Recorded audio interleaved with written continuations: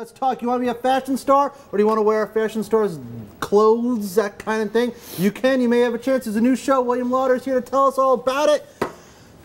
Morning, guys. Can I sing Fashion Star to the tune of Shining Star? Because Shining Star is in my head. Let's give it a go. You know that old one? You know that? I do. All right, let's not do that. Let's do it. We got a new show on NBC called Fashion Star.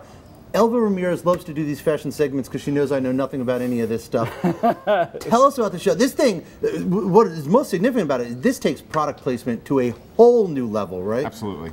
And we've all heard of every type of reality show bringing branding in, like The Biggest Loser is a good example. But here for the first time you have a couple of retailers that are really making the show and integral to the whole process. So what you have is you have Saks, H&M, and Macy's, three big clothing brands that are basically hosting and bidding on fashion designs. Competition between all these fashion designers. So it's a bit of a game show, a bit of a fashion contest, coupled with this real world fashion buyers element to it. Right, and that's the twist here, right? That those three stores actually, they are going to be bidding on, and they will buy, and they will have in their stores the clothes that you see on the show. So if you're watching the show and you like something you see, you can then buy it online, or you can go to Macy's the next day and pick it up. What's the retailer's commitment to the show? What are they putting in and potentially getting out? Well, a big part of it was that they don't actually pay to produce the show or pay for any advertisements. They do obviously invest to create all the clothing, so all the production and manufacturing costs on that end. Which they know how to manage. Of course. You know, they have all the supply chain issues in check, presumably. Yeah. And the only other thing they pay for is for a prize for the winner, which consists of creating a fashion line. So the fashion line, I think you mentioned, it's Macy's, Saks, and H&M, right? Correct. They're the three.